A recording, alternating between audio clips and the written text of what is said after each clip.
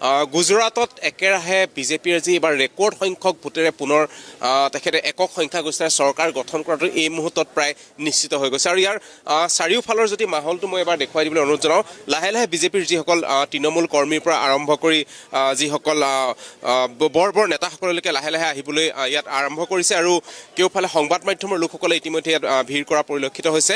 কাৰণ গুজৰাটত তেখেতসকলে যি ধৰণে বা আপৰ পৰা প্ৰত্যাহ্বানৰ সন্মুখীন হ'ব বুলি যি ধৰণে ভবা হৈছিল বা বিভিন্ন সংবাদ মাধ্যমত চৰ্চা চলিছিল, সেই কথা এক প্ৰকাৰৰ মিছা বুলি প্ৰমাণ কৰি একক সংখ্যাগৰিষ্ঠতাৰে তেওঁলোকে চৰকাৰ দখল কৰাটো এক প্ৰকাৰ নিশ্চিত হৈ গৈছে। আৰু তাকে লৈ এই মুহূৰ্তত এক উৎসৱমুখৰ পৰিৱেশে বিৰাজ কৰিছে বিজেপিৰ ৰাষ্ট্ৰীয় যি মুখ্য কাৰ্যালয় আছে তাত।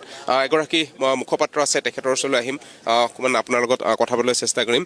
যি विथ रिकॉर्ड वोट बीजेपी फिर से गुजरात पे आना ऑलरेडी तय हो चुका है, तो क्या कहना?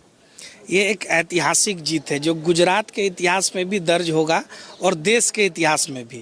वामपंथी सरकार एक बार बंगाल में आई थी जो इतने लंबे समय तक रही थी। उसके बाद ये भाजपा की ऐसी सरकार है जो 27 वर्षों के बाद भी दोबारा सरकार में आ रही है और अब तक के वहाँ जो बहुमत प्राप्त हुआ है उसको रिकॉर्ड भी ध्वस्त कर दिया। तो मोदी जी के काम पर, मोदी जी की उपलब्धियों पर, उनकी नीतियों पर और उनके नीयत पर, जो उनका जनसेवा का संकल्प है, उसको जनता की मुहर लगी है। जनता ने विश्वास दिखाया है। तो न केवल हम गुजरात को आगे बढ़ाने के लिए जुटेंगे, बल्कि देश को आगे बढ़ाने के लिए मोदी जी और अधिक तत्परता से काम करेंगे, यही जनता का संदेश है। जो इलेक्शन का चुनाव का प्रसार था तब देखा गया था कि आम आदमी पार्टी का नेता केजरीवाल जी जब गए थे तब भी लोग बहुत भीड़ कीमत पे लोग आए थे, लेकिन इलेक्शन के नतीजा उस तरफ से देखा नहीं गया। तो ये क्या होता है इसे?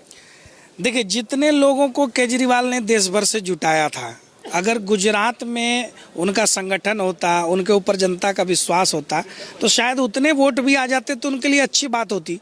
लेकिन कहीं झूठ बोलकर, केवल विज्ञापन देकर अपने आप को रेस में दिखाना, और आज देश की जनता पूछ रही है कि केजरीवाल जी वो कागज कहाँ है जिस पर आपने लिख कर दिया था कि गुजरात में आप 150 सीटें जीत रहे हैं, जिस पर आपने लिख कर दिया था कि एमसीडी में आप 220 सीटें जीत रहे हैं।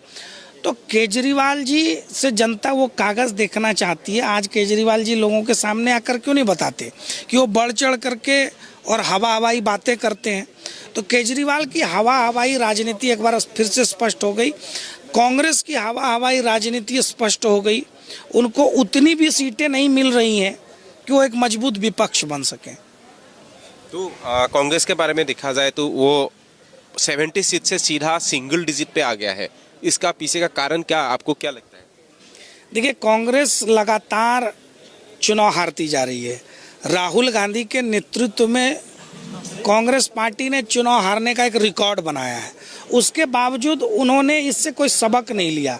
उन्होंने ना तो अपने नेतृत्व में परिवर्तन किया है, ना अपनी नीतियों में परिवर्तन किया है, और ना ही उनकी नीयत जनता की भलाई करने की रही है।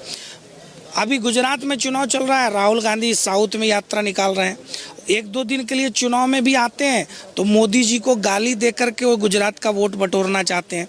कोई मोदी जी को रावण कह देता है, उनकी माता ने मौत का सौदागर कहा था। तो जनता को ये चीज़ें पसंद नहीं है। जनता के हित की बात करिए, जनता के मुद्दों की बात करिए। आज़ादी के समय से वही गोडसे, वही सावरकर, वही हिंदुत्व, वही सेकुलरिज्म।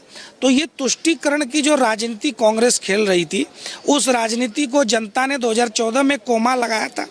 2024 में इसको फुल स्टॉप लगाने जा रही है। लेकिन हिमाचल पे अच्छा कर, हिमाचल में अभी कांग्रेस